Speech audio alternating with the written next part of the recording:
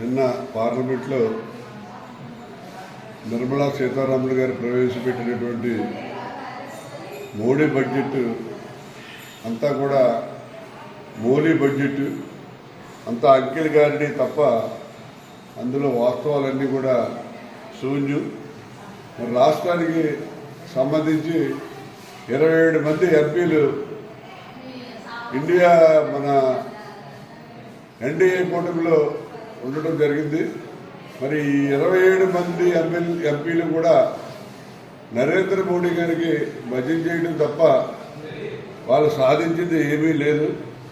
మరి పోలవరం ప్రాజెక్టు విభజన హామీల్లో భాగంగా దాన్ని నిర్మిస్తామని 11 సంవత్సరాల క్రితమే మరి కేంద్ర ప్రభుత్వం వారు అంగీకారం తెలిపారు. ఇప్పటివరకు కూడా ప్రాజెక్టుని కలపకుండా కన్స్ట్రక్షన్ చేయకుండా అలా నాన్ ఫుడ్ గవర్నీలో దాన్ని సాగిస్తున్నారు. స్వయంగా నరేంద్ర మోడీ గారే అది పోలవరం ప్రాజెక్టుని చంద్రబాబు నాయుడు గారు ఒక బ్లాక్ చెక్ లాగా డబ్బులు డ్రా చేస్తున్నారని చెప్పి చెప్పడం జరిగింది. మరి ఈవేళ మన రాష్ట్రానికి సంబంధించి మరి ఏదైతే అమరావతిని భారతదేశంలోనే నెంబర్ 1 రాజధానిగా తీర్చిదిద్దుతానని చెప్పిన నరేంద్ర మోడీ గారు మరి దానికి అప్పులు ఇప్పిస్తున్నారు తప్ప దాన్ని ఫుల్ బ్లెడ్జ్గా కన్స్ట్రక్షన్ చేయడానికి ఏ విధమైనటువంటి చర్యలు కూడా తీసుకోవడం లేదు. అలాగే మరి భారతదేశంలోని ఇండస్ట్రీస్ అన్నీ కూడా ప్రైవేట్ పరం చేస్తానికి ప్రయత్నాలు చేస్తున్నారు. దాని ద్వారానే ఆదాయం వస్తుందని చెప్తున్నారు.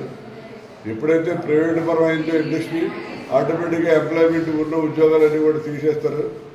కొత్త ఉద్యోగాలు అక్కడ క్రియేషన్ ఉండదు. అలాగే రిజర్వేషన్లు కూడా పోతాయి. ఒక విధంగా ఎస్సీ బీసీ మైనారిటీస్ అందరికీ కూడా మరి అన్యాయం జరిగినట్టు అవుతుంది. ఎంప్లాయ్మెంట్ క్రియేషన్ విషయంలో కూడా సరైనటువంటి నిర్ణయం ఏమీ తీసుకోలేదు. ఎందుకంటే మన భారతదేశంలో ఇంజనీర్స్ లక్షలాది మంది ఇంజనీరింగ్ చదువుతున్నారు. బయటకు వచ్చిన తర్వాత వాళ్ళు ఉద్యోగాలు లేక బట్టల గుట్లోను బంగారు గుట్లోను సేల్స్మెన్గా చేస్తారు. మన రాష్ట్ర విషయం తీసుకుంటే 1,63,000 మంది ఇంజనీరింగ్లో జాయిన్ అవుతున్నారు ప్రతి సంవత్సరం. బయటికి 1,23,000 మంది వస్తున్నారు. మన రాష్ట్రం ఎంతమందికి మనం ఇంజనీరింగ్ గ్రాడ్యుయేట్స్కి ఉద్యోగాలు ఇవ్వగలుగుతున్నాం? 1,23,000 మందిలో కనీసం 3,000 మందికి కూడా ఈ రాష్ట్రంలో ఇంజనీరింగ్ గ్రాడ్యుయేట్స్కి ఉద్యోగం వచ్చే పరిస్థితి ఏమాత్రం కూడా లేదు.